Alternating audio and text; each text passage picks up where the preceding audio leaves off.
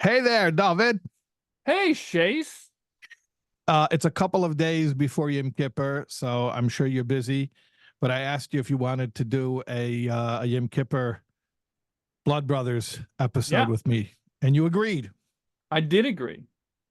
Okay, and you actually told me you have a Yom Kippur topic for us to explore. Well, I like to. I feel like we both should come armed with, something. Uh, but I'm surprised that I don't like. I don't expect the format of Blood Brothers to be all right. Now we're going to present information. So Okay, I was thrown off that it's just like jump right in. But we can jump right in and so you're then. thrown off right now. Okay, so you want to talk about something else? All right. So let's get into Yom Kippur then. Okay, all right. We'll So get by way of it. you were thrown off. I was thrown off that like we're jumping right into the idea, but I can. It's about I'm the thing that I'm thinking about is 2 days of Yom Kippur. Why? Okay, Because we have 2 days of everything else, and we only have one day of Yom Kippur. okay. Now, just to explain to everybody, we have 2 days of everything else. You're talking about Yom Tov. Yeah, not like Sunday. We only have one of those, and Shabbos also we only have one of those. Yeah, although I once heard an Israeli say that in America, the Sunday, in Israel, Sunday is a work day. So he said that Sunday was Yom Shabbos Sheni Shebagolius, second day of Shabbos outside of the land of Israel. That's funny. Yeah. Okay, but yes, we have 2 days of every other Jewish holiday. Um, why don't we do 2 days of Yom Kippur? Do you want to be really technical and explain why we indeed have 2 days of every other Jewish holiday? Well, we can. I feel like Yeah, I think you should. we should say a And the bunch of challenge will nonsense be, first before we just dive well, right I into would like to talking about. challenge you. I have confidence in you and your charisma and your, yes, and your personality that you could explain something highly technical that deals with astronomy and that you could make it cute and quirky and interesting. Oh, I Do don't it. know about all of that, but fine. Here it goes. It's pretty simple. There's not a lot of astronomy in it, but our calendar is based on the lunar cycle. When there's a new moon, there's a new month. It used to be directly that there was witnesses that would come to the Sanhedrin, the Jewish High high court court, the high in court Jerusalem. in Jerusalem, and they would report that they had seen the new moon, and That the means the tiny little sliver after the moon disappeared. right. So the moon is gone, and then whenever obviously there's an expectation of when it's going to appear. There's only a small window of when it can, because the cycle is predictable. It's roughly 30 days, um, and somewhere between 29 and 30 days. So the question is just, are you going to see it on this night or that night? Are you going to see Mhm. it the first night or the second night that you're expecting it? And so, Right. right? Am I getting this right? Correct me if I'm Yeah, wrong. yeah, yeah. It's all good. Yeah. So if they saw it on the first night the earliest time night that it could come, then they would report it. If it went to the second night and people still hadn't seen it, then it would automatically become the next month, right? Yeah. And so then that's what they would do. And so it could go either way. Either the witnesses would come and it would be a Okay. 29-day So month. this is before they had a set calendar. You didn't know when Rosh Chodesh, when the first day of the new month is going to be until it happened. Right. Okay. And so it was determined by witnesses, and then eventually, now we don't have a high court in Jerusalem, so there's nobody to receive those witnesses, so we have a set calendar that we use, and that's based on astronomy and math and all that stuff, and that's so what was I getting to? Oh yeah, and so when they used to rely on the witnesses. So then there's a time gap, a communication gap of when people outside of Israel are going to know that whether or not it was the first day or the second day. So it could be that you get to Yom Tov and you still don't know when the month started. So there are two Okay, so possible like days. for example, Pesach, which is the 15th day of the month of Nisan. Yeah. There could be somebody living, let's say, in Bavel, modern day Iraq, and there was a large Jewish community there for many centuries, and they don't know if it's today is the 14th of Nisan or the 15th of Nisan, because they don't know if the new moon was declared in Jerusalem on the first night it could have been or on the second night that it could have been.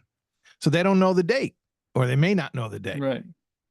Am I Right. correct, by the way, in remembering? I remember something about there being some sort of like smoke signals or semaphore that was used within Israel to relay this information. Yeah. Am I making that Yes. up? No, but they had to stop doing it because of the Sadducees. Okay, because Because the they didn't. Sadducees started tinkering with it and intentionally sending incorrect signals. Why? What was So their problem? They didn't like the base din. They didn't like the court that the the court should be able. Sadducees, what was their problem? I know in general their They problem were is they didn't want the sad, rabbis to be you able to. They were see. sad. They They were were sad. sad, you see. Did you just make that up now? I did not just make it up now. Okay. Do you want to give me any more background on it? No, I don't want to dignify the Sadducees by talking about them. Okay. I just want to know what they would have rathered, how they would have rather Rosh Chodesh be determined. Yeah. I don't know what their problem was. Those guys always finding something to Did they complain want to? about. I mean, did they eventually just get what they want? Did they want to use the a fixed calendar, and now they got it? You're saying we've given in to them. Yeah, and I'm maybe if you really want to be a radical Pharisee, then you have to not use the fixed calendar and go out and look for the moon. Okay. So you have a series coming up that you're launching. Are you ready to talk about that publicly? You just got bored. No, I didn't get bored. You were talking about an alternate Judaism where we go back to sanctifying the Oh, moon according to witnesses, and you have a podcast idea that you told me about which explores alternate halachic realities. yeah, that's so I've been trying to so I've been doing the partial rabbit hole all this past year, and which is really different than what I've done in the past. I've done puppet shows and cartoons, and this was like really just completely source based, just information. It was like all over the place and different fun ideas, but it was creative in that sense, but it was still information. So I wanted to do something after that that was more of like ex still like thinking about Torah ideas, but not all the way back to just making up a story like I did with the Ichikaduzi stuff, with the puppet stuff that kind of relates to and will be able to deliver one message, but something that's more like exploring an idea, something and I was excited about the idea of a fictional podcast, because that's something that is, it's a genre that exists, but it's not I don't know if there are any Jewish fictional podcasts. A fictional podcast means that the person you're interviewing is a character. Right. Every podcast that you listen to is just two real people or one real person just talking and saying things. But it can be, I mean, it could be a radio play. There are Mm-hmm. some. There are podcasts that are radio plays, Like The Shadow. like the Shadow. Yeah, but there's no Jewish podcast like that.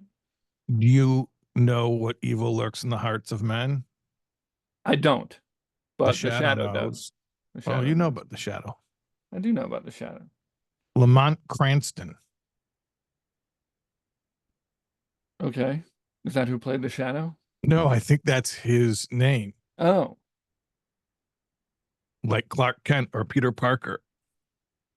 Okay, I just never assumed he had a name. I just thought it was just the shadow. No, the Shadow was his crime fighting persona.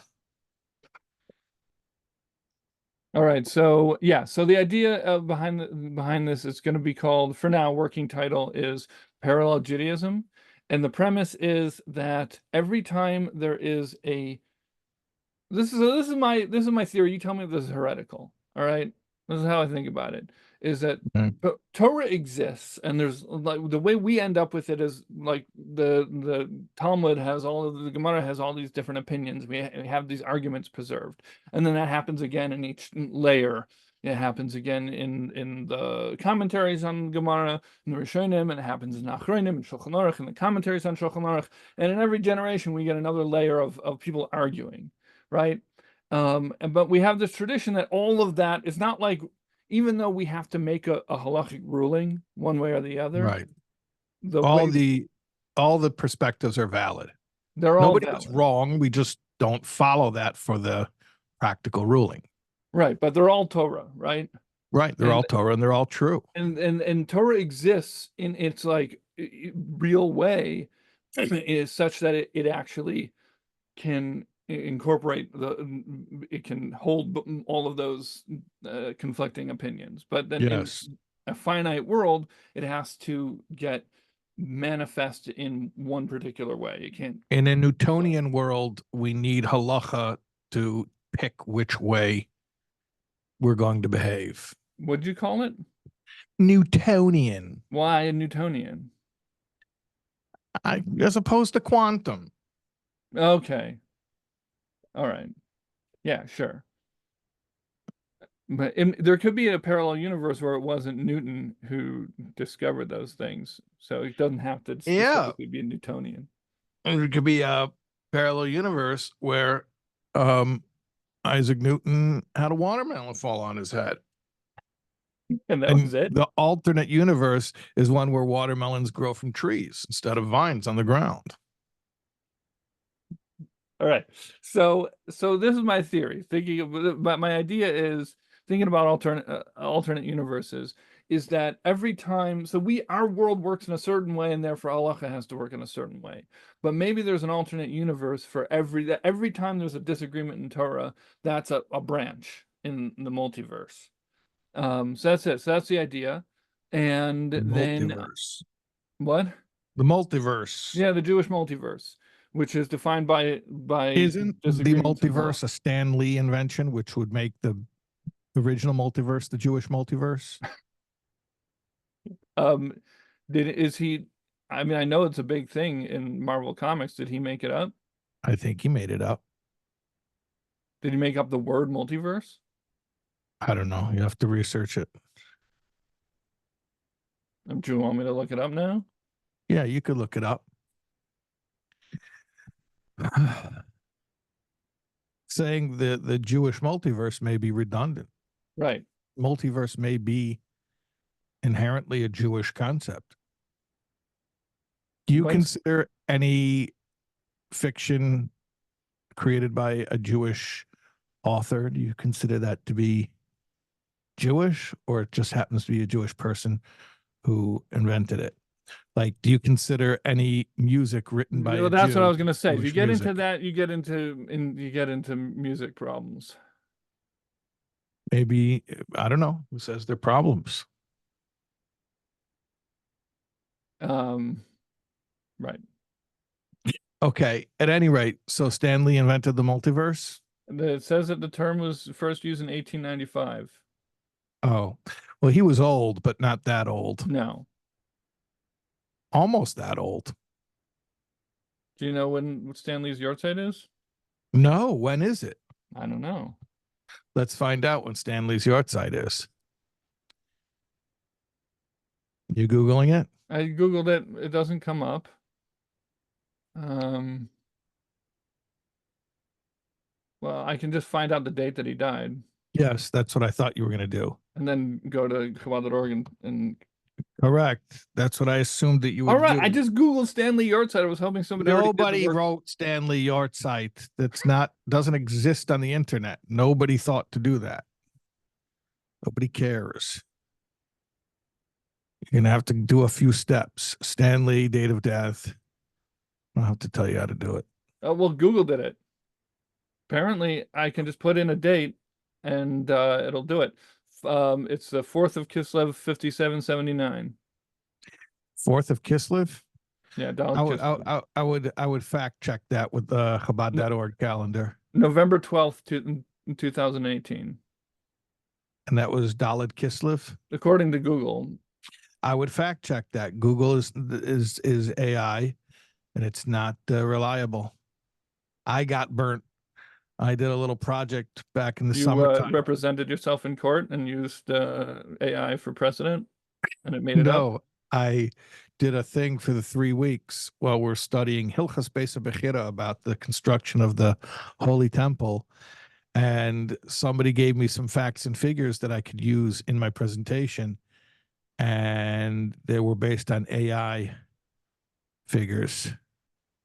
And I mean, luckily it wasn't completely made up, but it was not based on, well, this is interesting. You're talking about the different opinions or different perspectives on truth. So it was basically measurements based on a valid opinion, but not the opinion that we would normally follow. Oh, so it actually did the math according to some sort of Yes. relevant logic. Yeah, it wasn't that bad. It wasn't completely made up. All right. Well, Chabad.org confirmed that the November 12th, 2018 corresponds with Daled Kislev. So Stanley's yard site is Daled Kislev. 5779. Okay. Yeah. Daled Kislev. I was hoping All we right. were going to have another Three Stooges moment here. Mm-hmm. It was one of the famous Blood Brothers moments. All right. Yeah, go ahead. So, so the concept for the podcast is that I'm going to interview somebody from in each episode from one alternate Earth where it But it's branched not off with one they're not really particular from an the halachic person's not really from an alternate Earth. It's pretend. I don't have access to that, so we're going to have to make it up. So people are going to Yes, it is pretend. pretend. Can I be really cynical? People are going to. Sure. Okay. I don't think people are good at pretend. I think you're going to have a really hard time finding anyone intelligent and scholarly enough to actually say things based on real sources who would actually be able to lean into playing that role of being from an alternate so plane first of reality. Of all, there are lots of people whose job it is to pretend. Like they're professional pretenders. Oh, they're called actors. Yeah, improvisers, writers.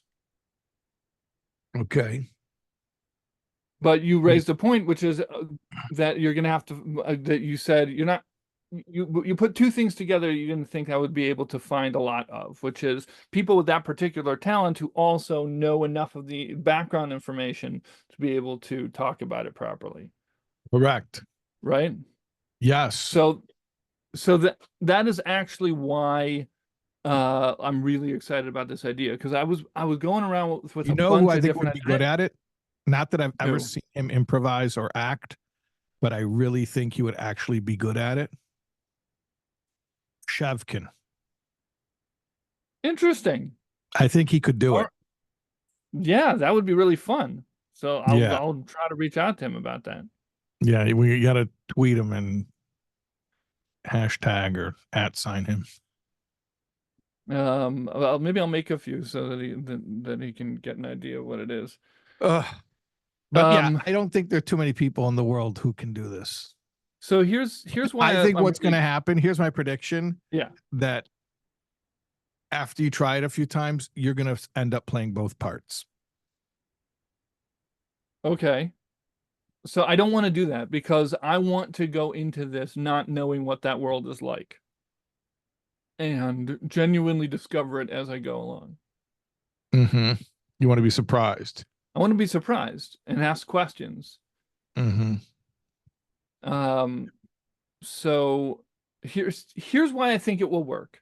I had a different idea right before this, where called the Plony podcast, where I was going to the Plony is the name that's used in rabbinic literature for a placeholder, so and so, right?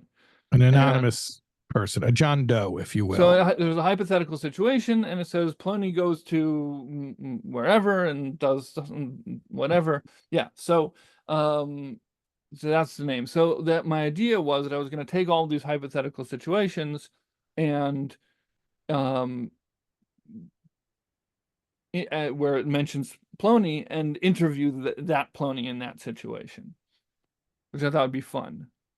Like Mm-hmm. some hypothetical situation where mentions his name, and then try to come up with have that person who's I'm interviewing improvise and figure out, like, come up with a whole bunch of backstory. My problem with that was exactly your problem, which is if you're gonna either you're just gonna end up leaving the original idea completely, or you need to know a lot of background information. Right. But here's what I think is interesting about the parallel Judaism is I don't think you need to know a lot of background. I think that anybody, any Jewish person who has some level of Jewish observance or even history with Jewish observance, they're familiar with Jewish ritual on some level, I think they can, as their alternate reality self, approach this difference from that place. So, for example, one of the things is Yeah. there's a disagreement between Beis Hillel and Beis Shammai about whether or not you have to say Shema at night lying down, because the verse says When you lie down. when you lie down, right? So Beis Shammai says that you have to actually be lying down. Beis Hillel says no, you can do it however you do things. It's fine. Right. So imagine a world where it went like Beis Shammai, where everybody lies down for Shema at night, and in Shul at Maariv, when you get to Shema, everybody has to go lie down, Right. right? So now, even if I was interviewing somebody, the actor portraying this character was somebody who they themselves don't have a lot of background knowledge, as long as they've been to Shul, or like they've said Shema and they know it, there's enough peripheral awareness that would affect their lives in some way, Mm-hmm. and they can talk about it. Does that make sense? So they would say, like, so we were at Maidav, and then they took out the yoga mats. Right. Well, so we would get there. We get there through questions. Uh-huh. Okay. So we're talking about alternate realities. Right, because we were talking about the moon witnesses. Yeah. So back in the day, they used to have witnesses. You didn't know what day, you didn't know what day it was.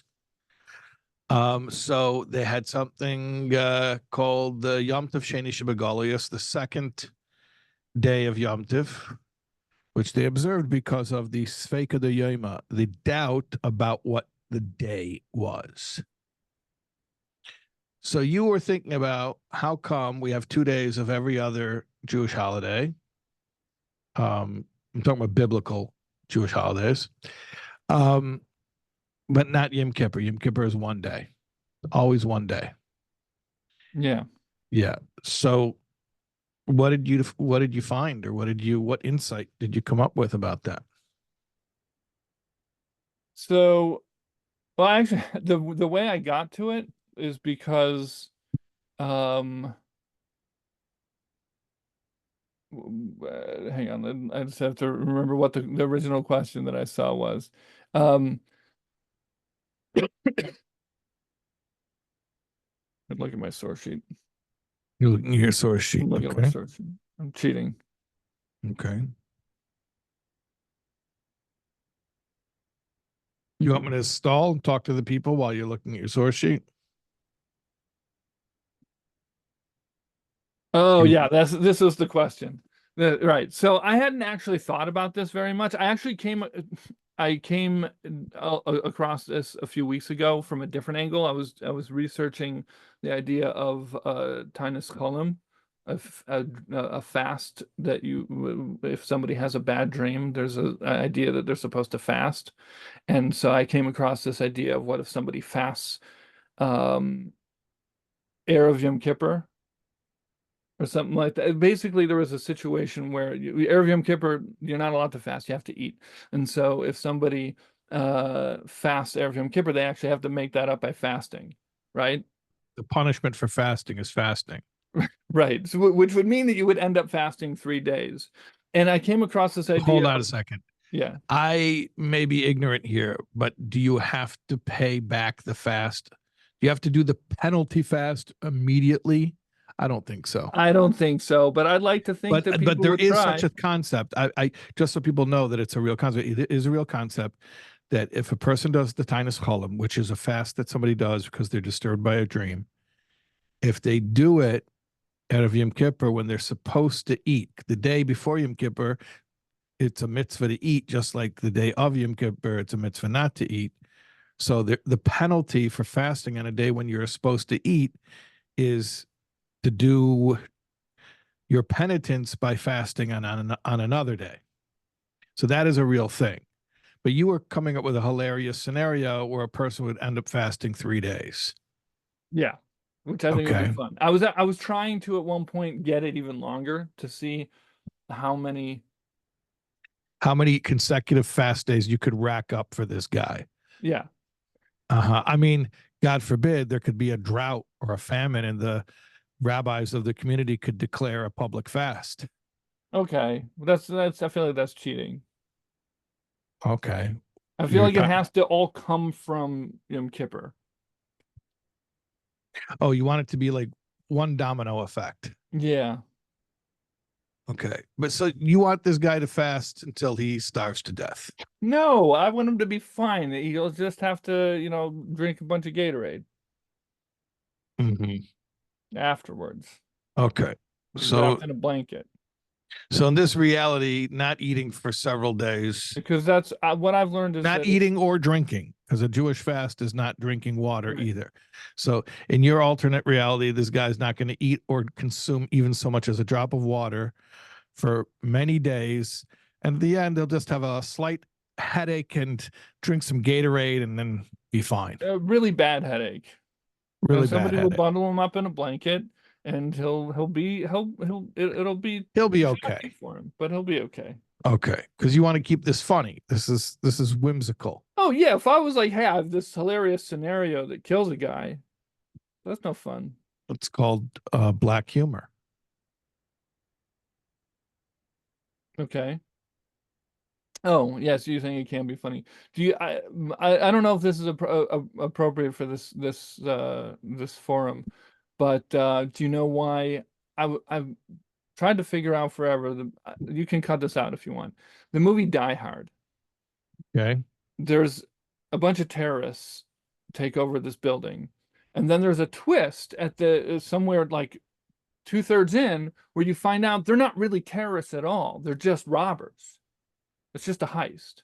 And it was all a ruse that they were terrorists, right? Okay. And what's the difference between a terrorist and a robber? A terrorist has a political motive, and a robber just wants money. Yes, exactly. Uh huh. It- Uh huh.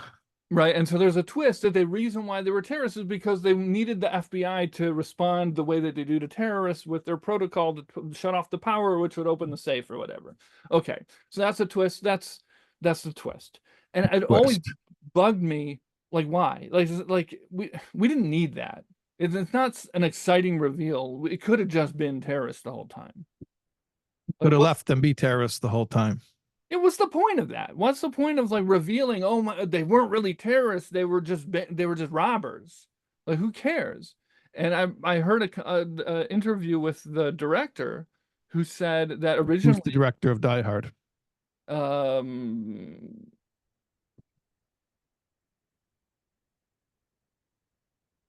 John McTiernan. Okay. So not a Jewish movie. According to our definition, right? Right. Right. Uh, so you can decide if you're going to cut it out. But I heard an interview with him where the book that it was based on, it was terrorists the entire time. Oh, it And was based on a book. yeah. And in the book, they were terrorists through the whole thing. I think if I remember correctly. Okay. But he made a choice. He said, this movie's supposed to be fun. It's supposed to be an action thriller. You're supposed to have fun. Terrorism isn't fun. Wow. Terrorism isn't fun. No. And that's why he did it. That's why he made them be just... Heist is fun. Yeah, heist is fun. Robbers are fun. Robbers are fun. But didn't they kill people? They did. But if they kill people because they're true believers, that's scary. Right. Kill people because they're trying to get money, that's potentially funny. Yeah, that can be fun. Interesting. That's so fascinating.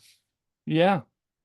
I'll add, just because I think it's interesting that there's a particular song that is used in the score of that movie, and a piece of like old classical music, and he had it, the director had it in his head, and he told the composer to incorporate it, and only like way into production did he realize that the name of that song is, of course, do you know? Ode to Joy. Ode to Joy. Because that's it. He had this idea in mind the entire time. He wants his movie to inspire joy. He wants it to be joyful. Wow. So that was like serendipitous moment. Yeah. That he wanted the movie to inspire joy, and that he finds out that this little tune that he's humming the whole time in his head is called Ode to Joy. Yeah. So all of this extra movie trivia, to me, it's meaningful because that's something that I remember, like, that I keep in my head when I'm making stuff, is like, ultimately I want to make people happy. I thought you were going to say, when you mentioned the music of Die Hard, what song Argyle was playing in the car. And you could go find out. Right. Okay. So but that's really not Jewish. No. Do you know what that is? I know it's a rap. It is a rap. And it is about a non-Jewish holiday. It's about a non-Jewish holiday. That is correct. Yes. The whole Die Hard takes place during a ostensibly the entire movie is about a non-Jewish holiday. Yeah. Okay. Imagine Die Hard on Yom Kippur. Die Hard on Yom Kippur? Yeah, a Die Hard that's set. And he now it's sad because now instead of not terrorism. Instead of walking through the glass, he has to refuse to break his fast. Yeah. Yeah. That would be cool. Do you want to mention that John Amos died this week? Who's John Amos? He was the father in Good Times, but he was also in Die Hard 2 or 3. Okay. You can mention that because I wasn't familiar with his name. Okay. So you want to remake Die Hard on Yom Kippur? Yeah, or I don't know, maybe that could be a fun book someday. A Jewish book is a Die Hard inspired action thriller. But it would, like I said, I don't think that could ever be fun, which is if there's a threat in a shul on Yom Kippur. I think that would be upsetting. Well, that would be terrorism, and that's not funny. Right. It would automatically, because it's a shul. But if a guy was robbing the shul, then it could be funny. According to this guy's rules. According to John McTiernan's rule. Yeah, I think, by the way, about the robbery at the shul. What? The rabbi calls police. Is this 911? Yes, sir, it is. What's your emergency? There's been a robbery at the shul. How much did they steal? What, I mean, maybe it's not how much. What did they steal? Cash, stocks, jewelry. No, Pledges. How do they steal pledges? That's the joke, that everyone makes pledges. They don't pay the pledges. And the only thing that they got when they got robbed in the shul, the only thing that got stolen was a bunch of pledges. How would a person take them? Maybe they were written down. Okay. You know the one about they're having like a parlor meeting. They're trying to raise a bunch of By money. the way, I decided that my game with these jokes is I'm just going to take them really seriously and ask technical questions about them. No problem. So they were raising money, and this guy Goldberg is like $10,000. The rabbi ignores it, and Goldberg's like $10,000. The rabbi ignores him again. Rabbi, $10,000. I'm pledging $10,000. The rabbi finally he says, "I'm ignoring you because we all know that you're not going to pay it. This is what we've gone through this before with you. You pledge big amounts, and then where we're not able to get the money out of you. And so no." He says, "Okay, $10,000 plus collection costs." No, I genuinely don't get it. Meaning they're going to have to sue him. That's going to cost money. So Okay. he's pledging from the very beginning, I will cover not only the $10,000, but plus the collection costs that we all know you're going to incur, because I'm going to force you to have to sue me. And I know already when I'm making the pledge, you are not going to get this money out of me until after you sue What me. did you just see that thumbs up bubble thing come up? You know, this is so annoying. It's a feature on the MacBook. It's actually not the MacBook so much as it is the FaceTime camera, which is ridiculous because I'm not even using the FaceTime camera. I'm using a whole different system. But look, okay, first of all, look. Let's see. Whenever you give a thumbs up, it's supposed to do it. There are different things that make it do it. You can't make it do it. Oh, there. oh. Will it work if I do it? Or only No. if you do it? No, it's if my camera sees it. So ridiculous because I'm not even using that camera right now. Look, I'll show you. Here's my FaceTime camera. Yeah. Okay, here's FaceTime camera.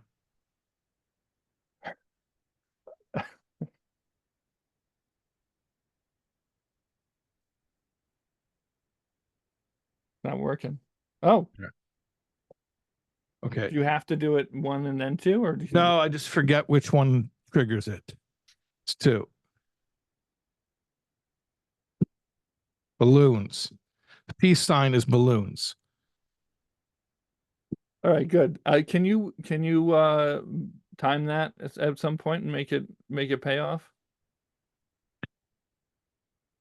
What does that mean? Just at some point, make the balloons come up to punctuate something.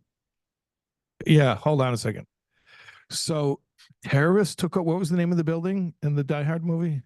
The Yakatomi Plaza. Is that what is it called?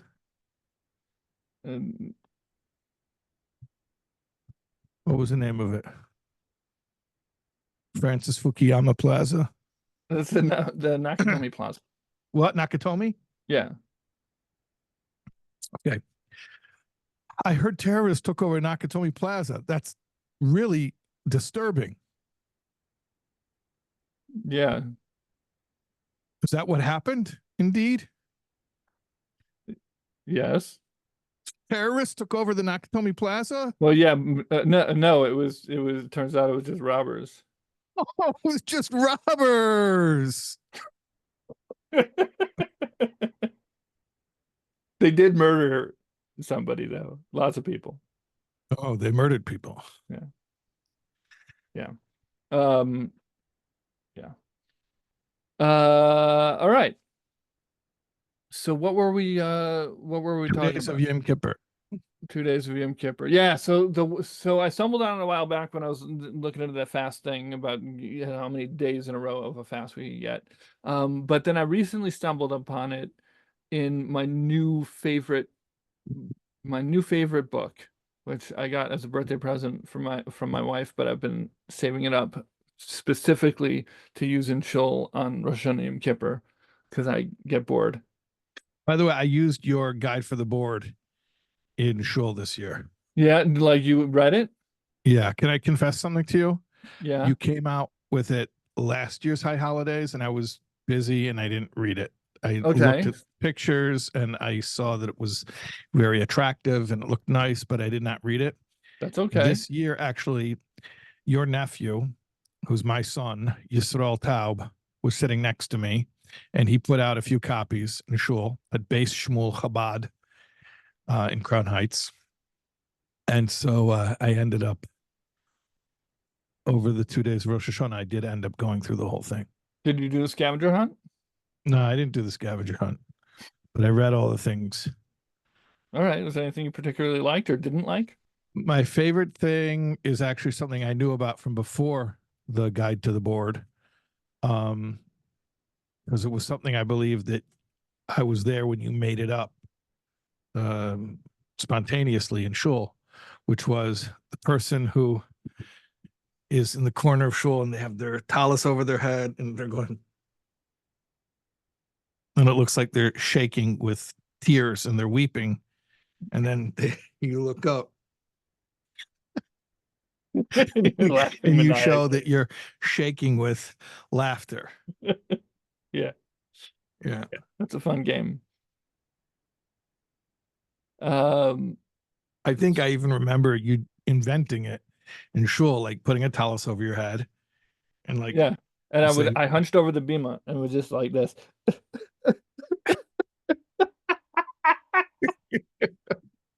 uh, You wait until somebody like comes over and checks on you. where can people get guide for the board? They can download it on creativejudaism.com. What's creativejudaism.com? It's my website where I have stuff. You can see my YouTube series, the Partial Rabbit Hole there, and you can download the guide for the board. And then in a couple of months, you can download the Hanukkah thing, and then hopefully you'll also be able to download other stuff that I make. Like this podcast where we're going to have improvisers pretending to be from alternate universes. If it works, it's an experiment. We'll see. Okay. So what's with the 2 days of Yom Kippur? Oh, so I was telling you about my new favorite book. My new favorite book is called Imre Bina by the Ben Ish Chai, Yosef Chaim of Baghdad. Now, were you a big Ben Ish Chai fan before Parsha Rabbit Hole? Not at all. Barely ever knew anything about him. But then while you were doing Parsha Rabbit Hole this past year, and for those who don't know, Parsha Rabbit Hole is a weekly, it's based on the weekly Torah portion, a YouTube series that you put out where you would delve into some aspect of the weekly Torah portion, and then sort of follow what's called the rabbit hole, because you would just follow one source to another source to another source. And it ended up being like almost every episode had a Ben Ish Chai source. Yeah. I had to deliberately try to not have him in it in an So you episode. became a huge fan of the Ben Ish Chai. Yeah. Yeah, there's just a lot of imagination. Tell us a little bit about his biography. I don't know a lot about his biography. I don't know a lot of information about him. I just know the ideas and I really enjoy it. But the safer that I But I found mean, out. you could at least say what century he lived in and what Oh, city so he he lived. lived in at the end of the 1800s and or middle 1800s. He passed away in early 1900s, 1908, I think, or something like And there that. is a real photograph of him. There is an actual photograph of him, yes. And so part of And where did he live? Did you say where he lived? he lived in Baghdad. Yeah. What's in the bag, Dad? Right. Okay. What? It's a Woody Woodpecker line. What's in the bag, Dad? Okay. What was in the bag? I don't know. I just remember Woody Woodpecker saying, "What's in the bag, Dad?" Did he say it to somebody who looked Middle Eastern? Was it?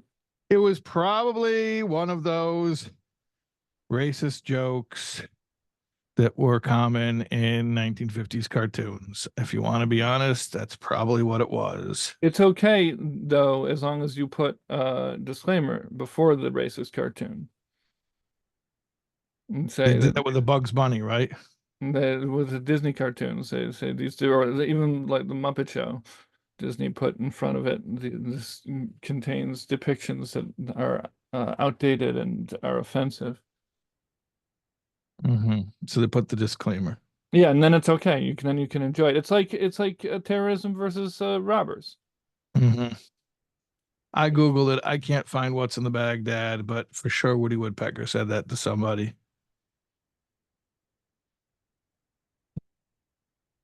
Okay, so he lived in Baghdad, and I Modern day Iraq. my modern day Iraq. I don't know what it was at the time. It's probably the Ottoman Empire. That makes sense. So honestly, I didn't know anything about him. I wasn't familiar with his work. But one of the books that he wrote is a book of riddles, which is really, really cool. I found that out this year. And it's called Imre Bina. And it's a book of riddles. I've shown you some of them, right? Yes. And they frustrate you. Yeah, I don't like riddles.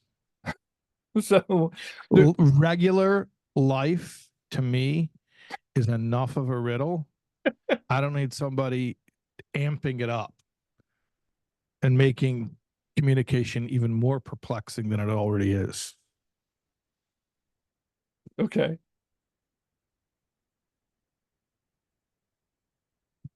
Um,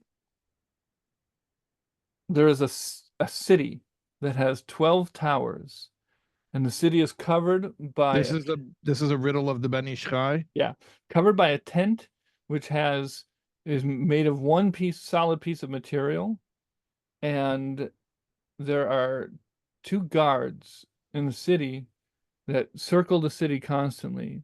And one of them can do it pretty quickly. The other one, it takes them an hour to get from tower to tower. What is it? There's a city with 12 towers, and there are two guards that go make their rounds checking on these towers. Yeah. And one of them does it quickly. He Yeah. didn't say how quickly, but he does it quickly. And the other guard, it takes him over an hour. Takes them an hour to get from tower to tower. Oh, an hour between each tower. And there was a cloth, a canvas stretched out somewhere. A tent made of one piece of solid material that covers the entire city. Well, I'm suspicious that this is not a actual city. It is not. I think it actually has nothing to do with a city. It's probably like a clock or something. It is a clock. Well, how do you like that? I just said it to be absurd. No, that's what it is. But it's a watch. But the thing is, there's a bunch of watch related riddles. Some about like where it depends on the logic of how watches are wound. So the part of the fun is figuring out like what technology was like at the time and what was interesting to him. What would you call that era of technology that the Ben Ish Chai was contemporaneous to? Would that be like steampunk? Was that Victorian technology? I guess, right? I think it is. Isn't that like a popular era of technology? Yeah, it's very fun. Pre-combustion engine technology. It's just modern enough to have cool stuff. Oh, and this reminds me of one of our perennial references here on the Blood Brothers podcast, which is Jules Verne. Have we mentioned Jules Verne a lot of times? No, just one time. But but the one time we spoke about him, we spoke about him a bunch of times. Okay. When was Jules Verne? I don't know. I actually recently was looking up whether his placement in time with in relation to actual flying machines. I looked up a while ago Jules Verne and H.G. Wells. I was trying to figure out when they were. And I think what I found was H.G. Wells was like a generation after Jules Verne, and he was like a Jules Verne fan. Interesting. Are you looking this up? I'm not. Do you want me to? Yeah. Um, but Jules Verne, I think, has that same aesthetic of the Victorian technology. 1828 to 1905 for Jules Verne. Okay. But it's very similar to the timeline that we're discussing here. Yeah. 1866 to 1946 for H.G. Wells.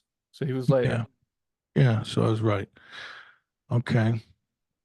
So the reason why I was looking up Jules Verne recently is because of a commentary from Jonas and Abschitz.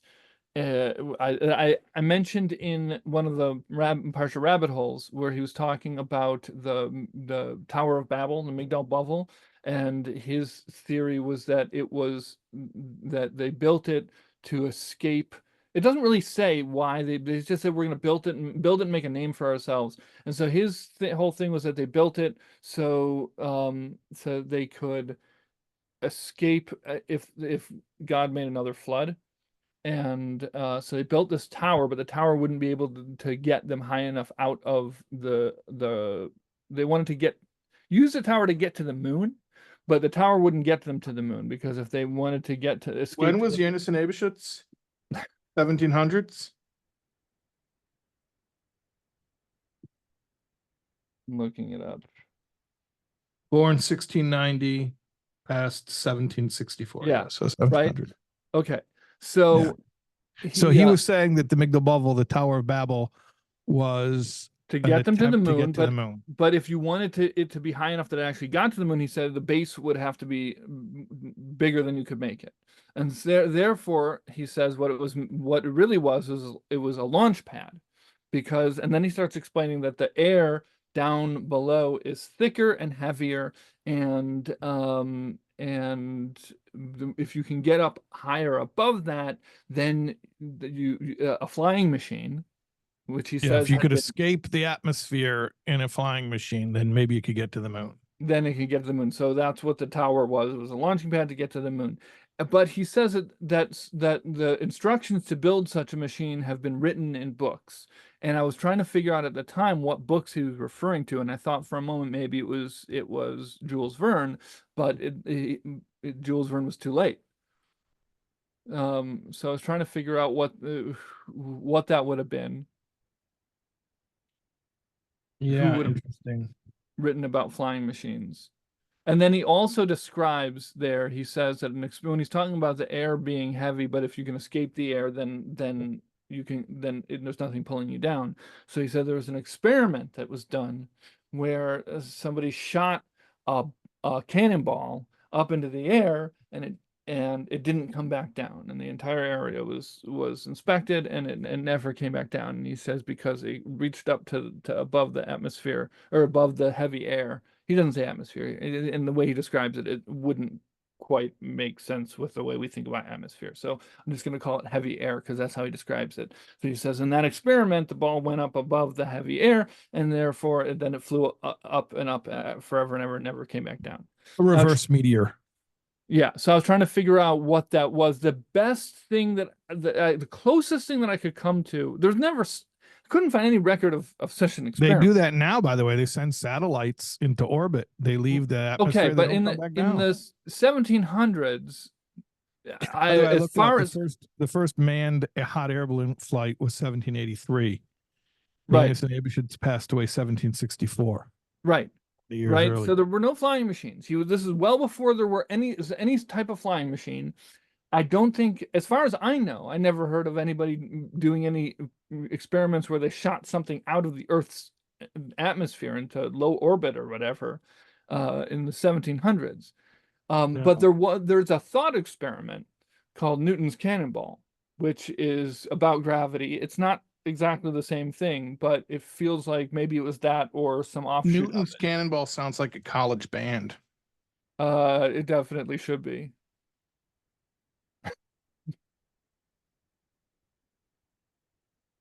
Go ahead.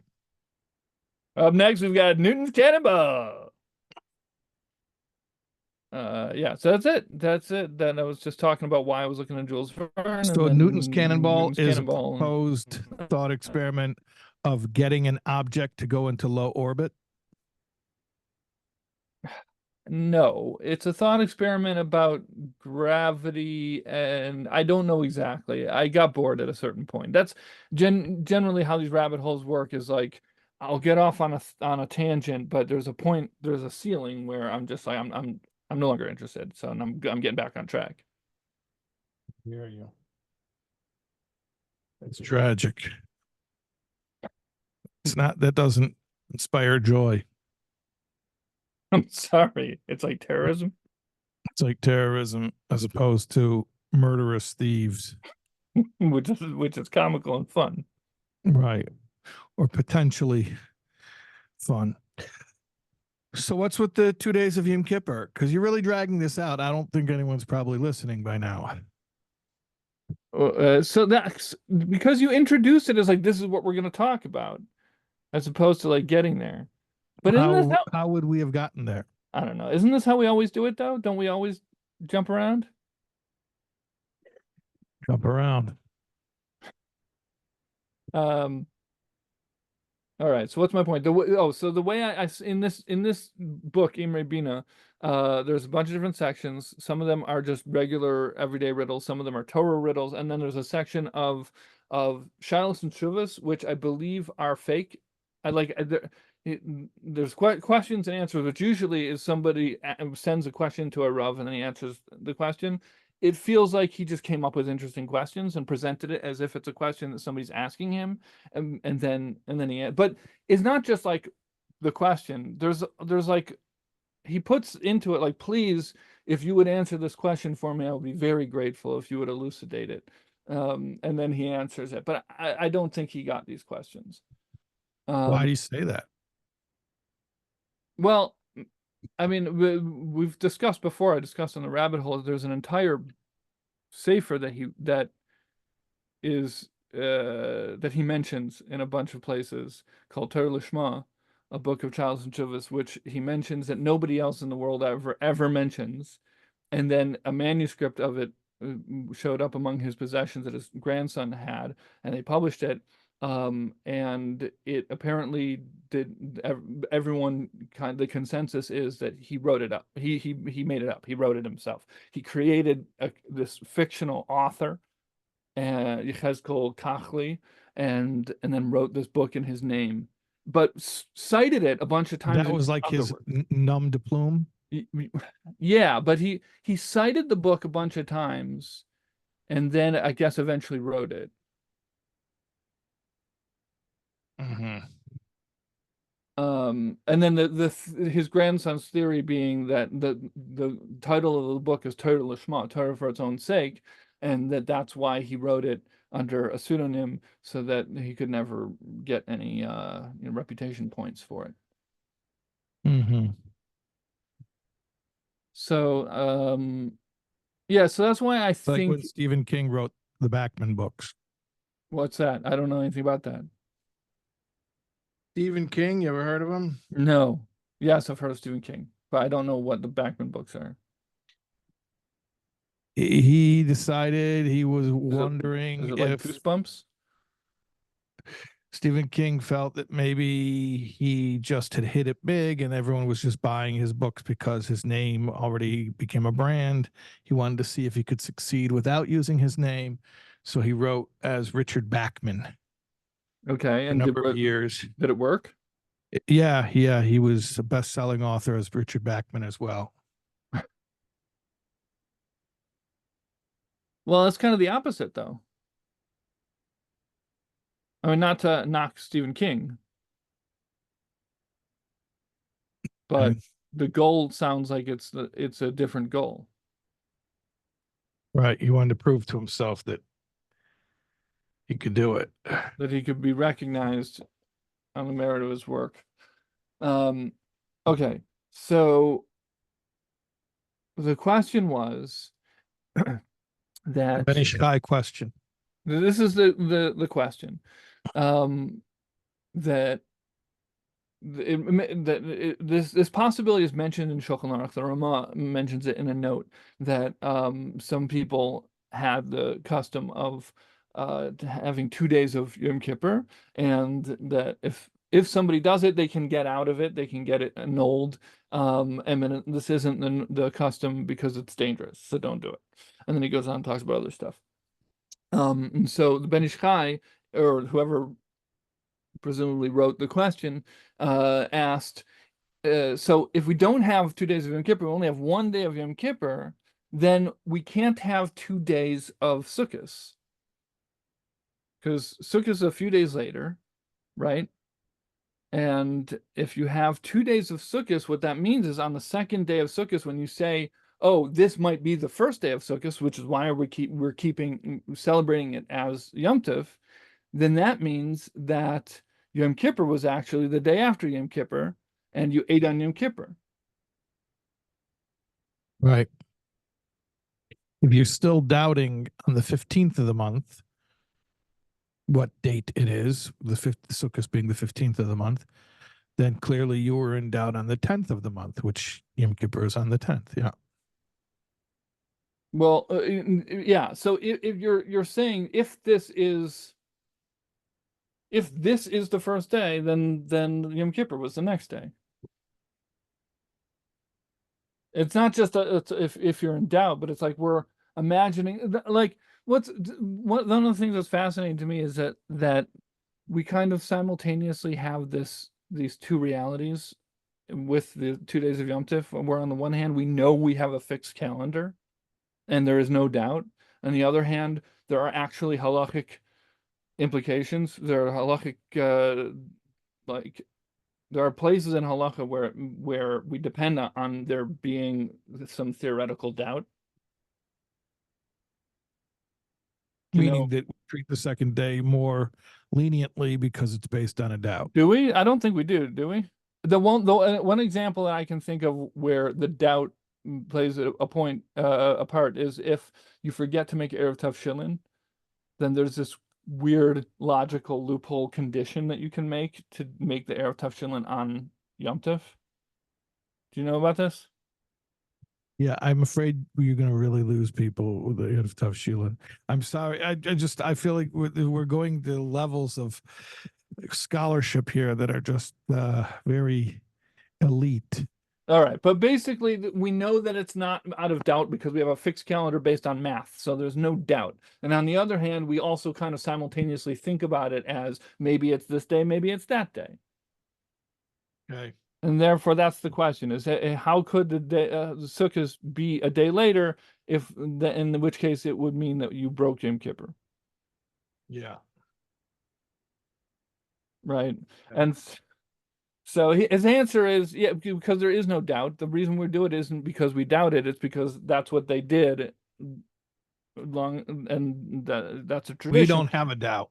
We keep 2 days not because of doubt, but because that's the tradition. Yeah, but before he answers that, he says there's actually a problem if you were to keep 2 days of Yom Kippur. He says if you keep 2 days of Yom Kippur, then like we talked about before, that you have to eat Erev Yom Kippur. Right. So if you keep 2 days, then you're possibly eating. I mean, failing to eat. You're fasting on the day before Yom Kippur. In which case, you would have to fast that third day. Right, which was what you wanted all along. The guy would have to fast for 3 days. Oh, that's a scenario. That's your 4 days of fasting. No, it wouldn't get you 4 days. It'd still be 3 days. No, it would give me if the person observes 2 days of Yom Kippur and they do a times column.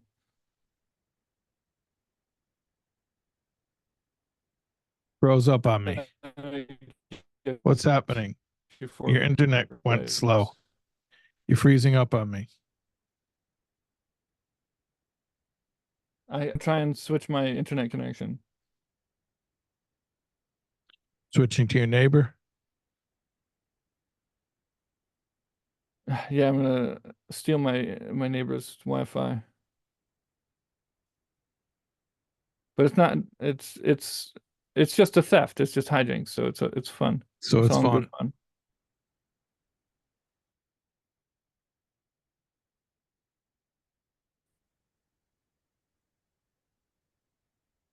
All right, it looks better now. Yeah. Okay. Good. All right. So you say that this was boring. I'm sorry. Do you have any like inspirational thoughts, But or did you finish? That was your whole thing? that's all I had? Yeah. That's why I kept on going off on tangents because I had very little. So that's why you were defensive at the beginning when I rolled Yeah. out the red carpet Because for I your had about two Yom and a Kippur half thing minutes because you worth of knew material. that it would be anticlimactic because you knew it was weak. Yeah. So I blamed it on you. So that was the whole thing. The whole thing was if you It's a say there's a starting point. if there's a yeah starting point exactly. That's why I did it at the beginning, and you got upset. Okay. You wanted it to be the end. You said we got to work So, up but to now it and you do have this to at the respond end. with some sort of interesting insight. Um, yeah, I don't know. I don't have anything. So would I you have like to? another Yom Kippur thought if you want. Yeah. What's your other Yom Kippur thought? So there are how many tefillos on Yom Kippur? How many prayer services do we have? 5. 5. Usually on a Shabbos we have 4. On a normal weekday we've got 3. So Right. We usually, normally pray 3 times a day on a Shabbos or a Rosh Chodesh or a Yom Tov. We pray 4 times. Yom Kippur is the only time we pray 5 times. right. So those 3 prayer services, it says in Gemara or Midrash or somewhere that they were each instituted by one of the patriarchs. Yeah, Abraham instituted Shachris, and Yitzchak instituted Mincha, and Yaakov instituted Maidav, Right. evening prayer. So ultimately my question will You know the be joke about that. what's the joke? Why did Yaakov Avinu institute Maidav, the evening prayer? Why? If you had 12 kids, you'd also come up with an excuse to get out of the house at night. Mm-hmm.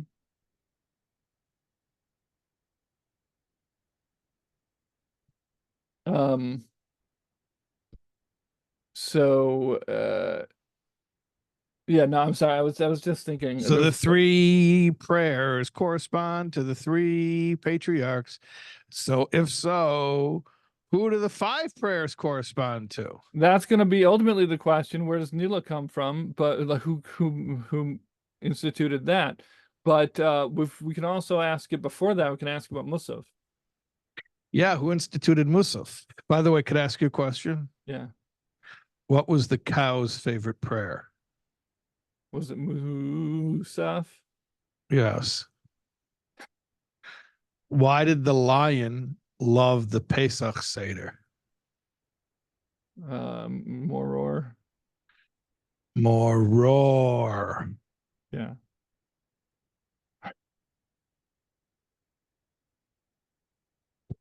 Okay, so who instituted Musaf, the 4th prayer? So I dug around for it once and I found somewhere, I forget the source for it. Someone says that it was Rachel. Rachel. Yeah. Rachel. That's interesting. You ever heard about the Daled Ragle HaMerkava? Yes. 4 feet of the chariot, which is actually the acronym for the month Iyar, Aleph Yud Yod Resh, which is Avram Yitzchak Yankiv Rachel. There you go.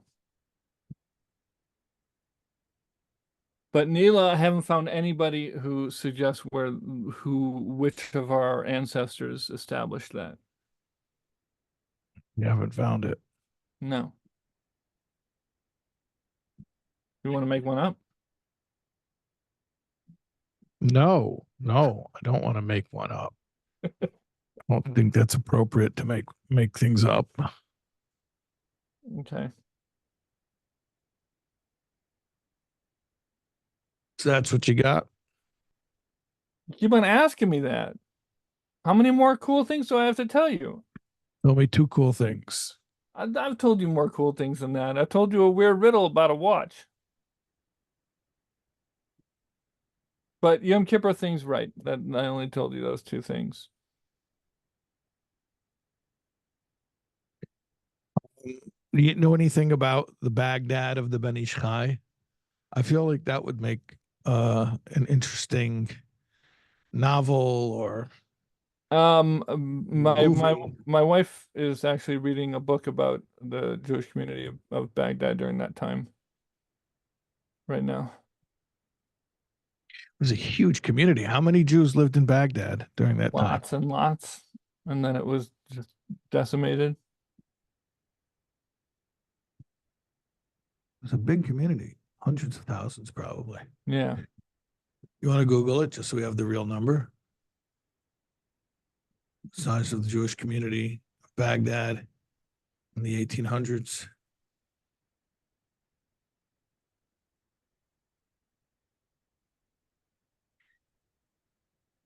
History of Jews in Baghdad.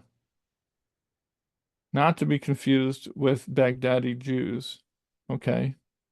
I don't understand what's so wrong with confusing. That's not confusing. It's just two related articles.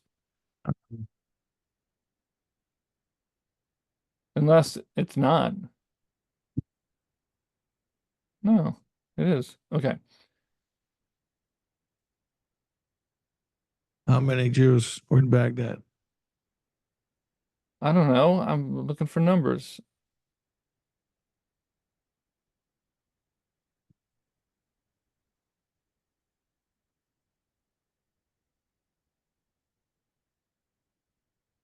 Isn't there some controversy about the location of the Ben Ish Chai's grave?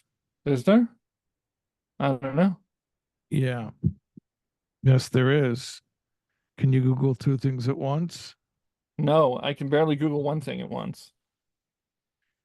Um, I believe there's controversy about the grave site.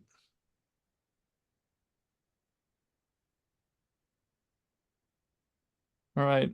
According to the World Jewish Congress, in the early 1920s, the population of Baghdad was approximately 200,000 people. There were between 65,000 and 80,000 Jews in the province of Baghdad, at least 55,000 of whom lived in the city of Baghdad. Proportionally, this means that at least a quarter of the city's population was Jewish, the largest unified ethno-religious group in the city. Wow. Crazy. What is the World Jewish Congress? Do you know? No, Because I feel like every time I've come across it, I feel like whoever named an organization that, like, if probably I is would, oblivious to anti-Semitic stereotypes. yes, if I was in the room, I'd be like, guys, you can't call it that. You can't call it the World Jewish Congress. That's what everyone thinks we have. um, so I'm looking it up. World Jewish Congress. I don't know. It's one of these organizations. Um, I'm sure they do wonderful work.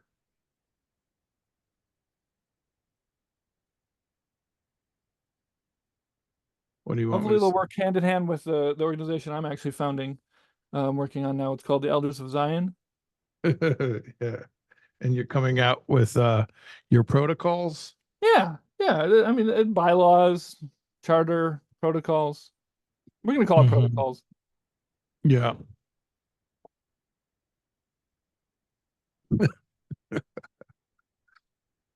Uh, okay. You got anything else? No, I'm I sorry. said a I'm bunch of sorry. cool stuff, and then come on, you gotta inspire us. I gotta inspire you. Yeah, Uh, you want to told be you about inspired? spaceships. and like riddles and cool stuff. Come on, inspire me now. Inspire you. Yeah.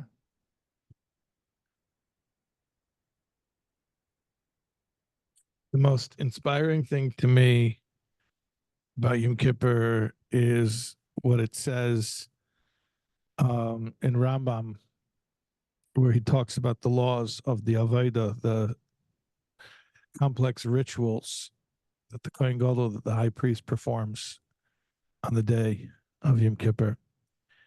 And he describes all of the different rituals and the different sacrifices. And, it's quite complex. He has to change the different uniforms, and he has to immerse in a mikvah, and he has to go to different locations in the temple, and then goes into the Holy of Holies, and there's different bloods from different sacrifices and sprinklings, and they make the lottery of the scapegoat, and it's very, very complex.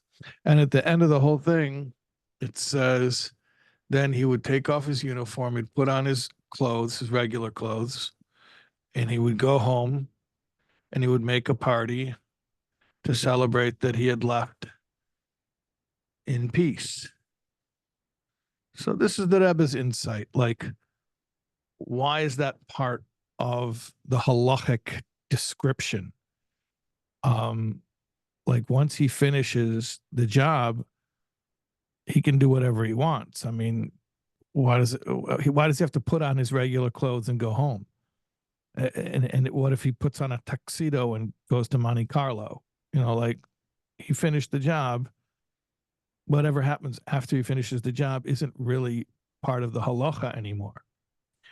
So the Rebbe says, no, it is, because the only way to really finish the job is to put on your regular clothes and go to your regular place, meaning to your home, and go to your family, the regular people you see all day, every day. And in fact, that's the definition of what it means that he left in peace. Leaving in peace means that he was able to integrate it back into his regular life. So I think that's inspiring, like the whole idea of integration, that after an intense spiritual experience, the value of the intense spiritual experience is really only when it is incorporated into your regular life afterward. I like that idea. It's almost like anti-inspiration, which is probably why I like it. Because Right. inspiration usually is to like get you excited for something that's different or special. And this is like the opposite. It's like, no. Don't get excited about what's different and special. Like, calm down. Like, get yourself into what's normal and go back to your routine. That's like anti-inspiration. When you say that, what that reminds me of is one of the strongest sensory, like, experiential memories that I have. Just an image, a feeling, an experience of the in general, and specifically a kitchen on Yom Kippur, and specifically our kitchen in the house that we grew up in, is like there's a very specific, but then that feeling transfers over to my kitchen here too. Very specific feeling of coming back home from shul on Yom Kippur night and being in, and then coming home, and because the kitchen is like the center of the home, and very often the place where you hang out and you socialize, like that's where we would end up, but you're not eating, and it's kind of dark because the lights are a little bit dimmer, and it's this kitchen that's not serving as a kitchen, but you're in it anyways. It's very interesting that you referred to that as a sensorial experience, because it's actually the lack of anything sensorial. Yeah. There's no special sight or sound or smell. It's the lack of all that stuff. It's the absence of the normal sights and smells and sounds of a kitchen, Right. which is weird. It's like if you're ever like on the last flight and it gets delayed and you end up landing not at JFK, which JFK is 24 hours a day, but like let's say LaGuardia, where that basically shuts down at 11 p.m. and you go through an airport when there's no one there. It's Right. eerie. It's eerie because normally it's bustling, and when you're there, when it's like a ghost town, it's weird. Like the Langoliers. Like the what? The Langoliers, What's the Langoliers? the book by Stephen King. Richard Bachman or Stephen King? I think Stephen King. Mhm. A bunch of people on a plane who end up in some sort of weird time glitch where they end up in the leftover time that is after, like, where time has passed. So everyone else is has gone moved on, and they're just stuck in the leftover time. And so they're going through the airport and stuff, and it's all bare and empty.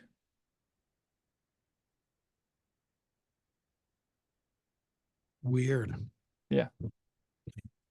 Yeah. So that weird feeling of the kitchen on Yom Kippur when it is bereft of its regular activity. But what is now, is that the idea that you're describing? To me, that feels like the idea that you're describing, because it is kind of simultaneously Yom Kippur and not Yom Kippur. It's like bringing, because I'll tell you why I thought of it, because I was thinking there's a temptation for me on Yom Kippur after everything, the service ends, and then everyone's kind of like hanging around. They don't know what to do because you're gonna go home. There's nothing to do. You can't go on your phone. You can't eat. There's nothing to do. You don't want to just like, there's nothing to do. So like, and then there's a temptation to stay there, and lots of people will I know say, you're gonna get really upset when I say this, "What?" but I mean you could say Tehillim. That's what I was gonna say. Lots of people will say Tehillim. Mm-hmm. I'm not gonna get upset. And I'll say some Tehillim or whatever. But I think that there's also a fear of going. I think there's a fear of going home, putting on your clothes and going home, and like, um, it feels weird to go home, but Oh, I but I hear what think that you're is the saying. challenge. It feels weird to go home. Isn't that the whole point? And isn't that what you just told me? Like, there has to be a halacha that the Kohen Gadol has to put on his clothes. Why would it be a halacha unless there's some sort of human nature temptation to want to stay? Right. Like, let me just hang out here at the base of Mikdash for another day or two, and then I'll check in on my house.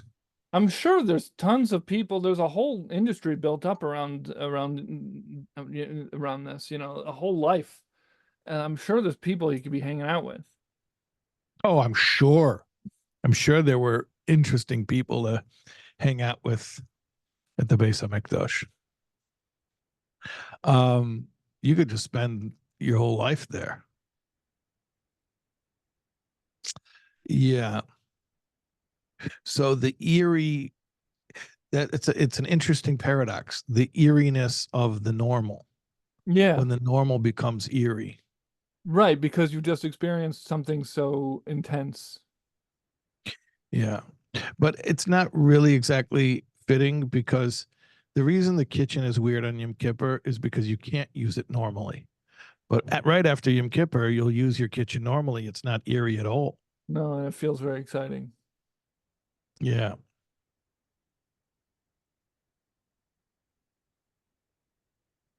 Okay, I hear you.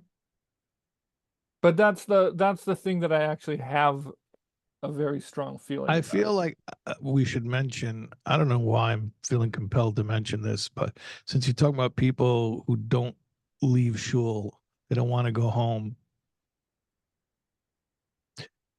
And I don't want this to come across in any type of way like I'm trying to make this sound funny because it's actually the exact opposite of funny.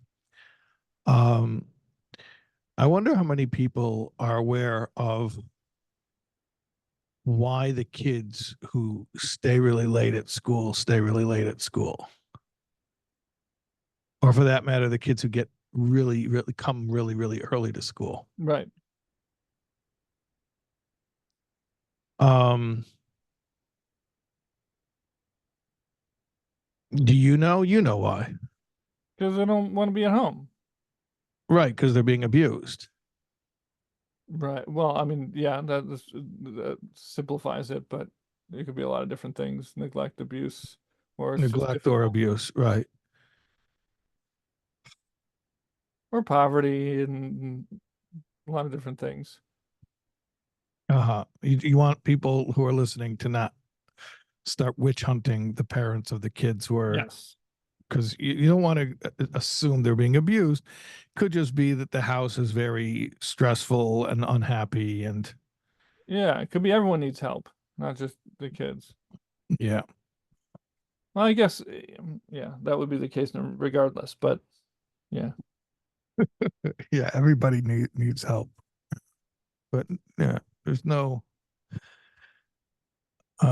yeah, anyways, so that's not very Yeah, inspiring, why are we talking about that?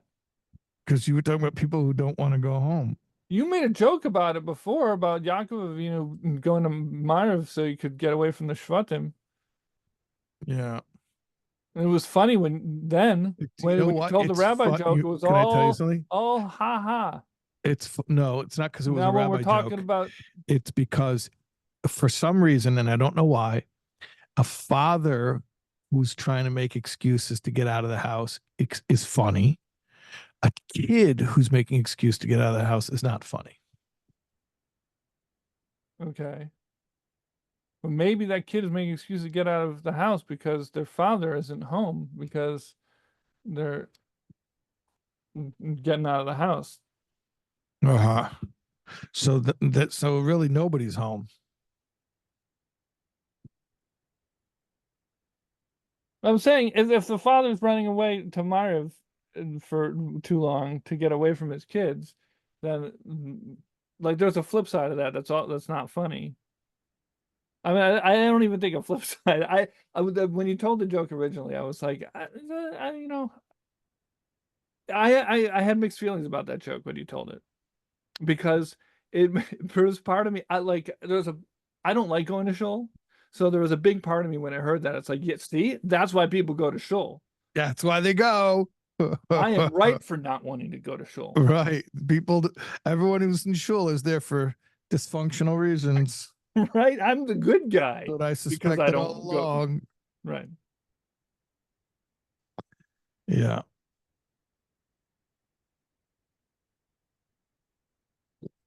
Okay.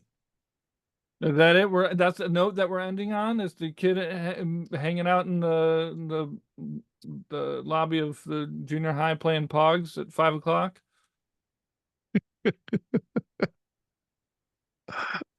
That's still a thing, right? Kids still play with Pogs. I'm sure it is. Those Slap are like bracelets are still a thing. what? Slap bracelets are still a thing. Really? Yeah. They disappeared for a while. They came out in the 90s when I was a kid, and then they disappeared because kids were getting cut with them because they're essentially just strips of tape measures. Yes. But then they came back. My kids actually had a slap bracelet recently. I was talking about that, how they used to, and they're all covered in fabric now, so they don't end up cutting kids. And I said it's just a piece of metal inside. So my daughter was like, "Oh, really?" And so she opened it up, and it was literally a strip of tape measure. This is not a homemade, handmade thing. This is a store-bought slap bracelet. Inside was just a piece of a tape measure. Meaning with numbers on it? Yeah, Oh, like centimeters. literally whatever Literally factory makes centimeters. this, they went and they bought a bunch of tape A measures. bunch of surplus tape measures, and they cut them up into little pieces and made slap bracelets out of them. Fascinating. Somebody probably printed a bunch of tape measures with like the numbers off kilter or smudged or something and needed to get rid of them. They sold them to the slap bracelet company. No, they probably created the slap bracelet Oh, you think that's company how slap bracelets were created? or how they made the comeback. Some guy was like, what am I going to do now? They printed the numbers wrong on these tape measures. I've got a million tape measures that I can't sell. Make slap bracelets out of them. Yeah, pogo balls. Is that still a thing? I don't know. Why are you asking me? Yeah, it was a thing in the 90s that also got banned, at least in my school. There was a bouncy ball with a plastic disc around it, and you would stand on the disc and then bounce around. Kids were knocking out their two front teeth, falling Oh, down. pogo balls. Pogo balls. Yeah, it's like a pogo stick, but it was a It ball. was a ball, had no handle, and you'd obviously fall. Right. Yeah. But I feel like now, not like we realized that was dangerous and we got rid of it. But like now we're saying, you know, what would be even cooler is if that thing had wheels and would just was motorized. Hoverboard. Yeah, it's like it Yeah. seems to be even more scary. Yeah. All right, now I'm just saying pure nonsense. It's not related to anything meaningful. You have another Ben Ish Chai riddle for us? I do actually. It's about the Kohen Gadol. Oh, the Yom Kippur. Okay, let's finish with this. This is a great um, finale. Okay, so it's based on the idea of the Ir Miklat. That's a city where somebody accidentally kills somebody. They go to the Ir Miklat, the city of refuge, and they have to stay there. And they have to stay there until the Kohen Gadol dies, right? Yes. So now something I actually either forgot or wasn't aware of. I think I totally forgot about this. There's the mother of the Kohen Gadol has this role that she brings food and clothes to the people living, to all the accidental murderers living in Ir Miklat. You're familiar with this idea? Yeah. Okay, That they should like her and then not pray for her son to die. right. So the question is, so this riddle is actually based on a commentary from the Maharsha, and the question is, why does the Kohen Gadol's mother have to be the one to help them so that they don't pray for the Kohen Gadol to die? Why doesn't he do it himself? Oh, because he's busy working high priest, doing high priest stuff in the temple. Maybe, I mean, I'm sure he has guys. Was she doing it herself, going to all of the Ari Miklat? There's a bunch of them. Yeah, there are a bunch of them. I mean, I should be more clear. There's six of them, but all of the Levium cities also absorbed people. Was that what she was doing all the time? Is just doing just a tour around? Making the rounds of the cities of refuge. It'd be cool to be part of the Kohen Gadol's mom's entourage on her bus, bringing food and clothes to accidental murderers. What does the Ben Ish Chai say? So this is Maharsha's answer. So that's the question is why is it, do you want the Oh, hint? He gives a hint. what was the Ben Ish Chai's riddle? The question is why doesn't the Kohen Gadol do it? Why does Oh, this is not a riddle. This is not a riddle. It's just a question. it's the Torah riddle. Okay, so why does the what does Marsha have to do with the Ben Ish Chai? Because the Torah riddle section, a lot of them are just based on questions that come from different commentaries or from Gemara, or the logic of Gemara. So this is a Torah riddle. So here's the premise, and we're trying to figure out why does the Kohen Gadol is this too much? Should I give you a fun riddle about two guys with a stash of cash staying at a hotel? No, don't change the subject. Continue, please. Why does a Kohen Gadol mom bribe the accidental killers and not the Kohen Gadol himself? Why? You just have to figure it out, you know? Can I give you the hint? Yeah, give me a hint. There's a halacha that the accidental killers, there does usually, in any other case, there have to be witnesses to somebody killing somebody. In the case of the cities of refuge, the accidental killer can come and report themselves. They can self-report. That's the hint. And then they go to the Ir Miklat.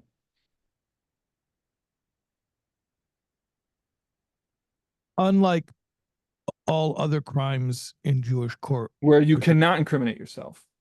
You cannot incriminate yourself. In odem mesmes atzmei rasha. You cannot incriminate yourself. Meaning it is not admissible in a criminal case. Confession is not admissible in the Jewish court. But here, a person could self-report and say, I killed a guy unintentionally. I need to go into exile. Yeah. And I'm going to live in this city of refuge. Okay. That's the hint. Can't get it. The concern is that here's the answer. The concern is that somebody would do it as a scam. Somebody or hit rough times and they figure, you know what? I'm going to go live in the Ir Miklat, and the Kohen Gadol's mom and I'm going to get taken care of. I'm going to get food and clothes, right? She was bringing enough that they were like relying on that for their That's the sustenance. premise of this. I thought I always too, imagine it was like extra. It's like you have to have like your regular life there in the city of refuge, and then like once every month or so, oh, can't go this month. Mother came by. We all got cake. right. Well, the first 20 people got cake. I didn't get cake. And I definitely would end up in one of those cities eventually, and I would not get the Kohen Gadol's mom stuff. Right. I would miss it. See people walking down the street with frosting, licking frosting off their fingers. Well, where'd you get that?